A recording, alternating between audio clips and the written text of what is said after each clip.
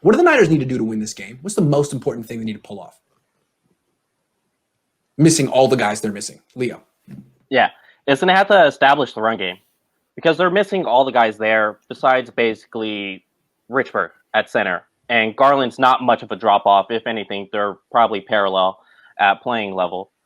So that's going to be the biggest thing, is establishing that. So far, through 2 weeks this year, the Giants are 6th in DVOA against the run. So, and we just already mentioned the names they have on that defensive line. No Kittle.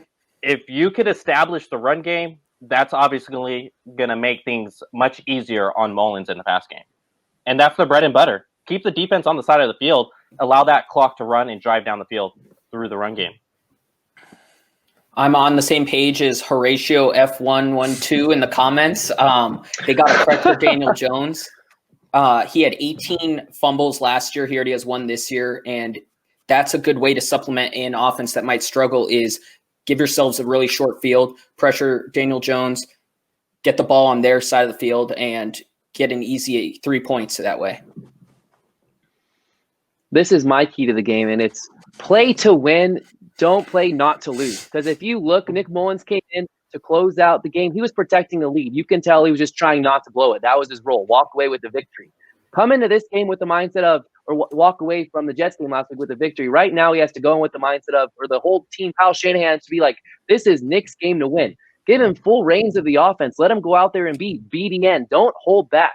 From talent and depth alone, how these two teams are going up against each other, this game still favors the Niners. Let Nick Mullins be BDN. Give him the ball. Put the game in his hands. And that's let Nick Mullins cook? Let Nick Mullins cook.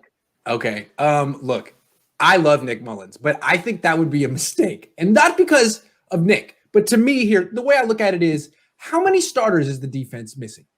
6? 11? They're missing 11. A lot of starters. And they're still a good defense. But the most important thing is to win the time of possession, I think. If you could have the ball for 5-10 more minutes than the Giants, you win. Then your defense is going to absolutely dominate that awful offensive line in New York. So obviously, if they can run the ball, great. I don't know how easily it's going to be for them to run the ball without Mostert, without Kittle. Who knows what their running game is going to be like? But I still think they can control. Obviously, if they run the ball, they win. They can control the clock, I think, with short passes to running backs. That's kind of more Jimmy Garoppolo's game, but Nick Mullins can do it as well. He throws nice passes over the middle. And as I said earlier, those linebackers for the Giants stink. And I don't think they can cover Jerick McKinnon or Jeff Wilson Jr. or Jamal Hasty out of the backfield. So I think the Niners can kind of dink and dunk the Giants to death. But whatever they do, not too many shots downfield. Not too many deep drops. Not too many long plays where Nick Mullins holding the ball a long time and throwing deep, because you're just asking for a big play the Giants will make that'll win the game for them, my opinion. So let me chime in here, because remember going into the Cardinals game, we were talking about the game plan, right? It was about being too vanilla, just get out of here with the win. You're better than the Cardinals. Just call a plain game. You don't have to show your whole playbook. Hopefully Kyle Shanahan learned from that. And if they have that same strategy going into the Giants, that we're going to keep things vanilla with Nick Mullins, in my opinion, it leaves the 49ers vulnerable. And a little tidbit, this is a Nick Mullins revenge game. Here goes the term revenge. He lost to the Giants on Monday Night Football in 2018 when John Lynch and Odell Beckham were having their little talk during halftime or pregame, whatever it was, when all those rumors started flying around. So this is a big game for Mullins, trying to get his revenge from way back in 2018 against the Giants. You got to let him ball out. Let him cook. I'm not saying they should – hey, good rebuttal. I'm not saying they should come in vanilla.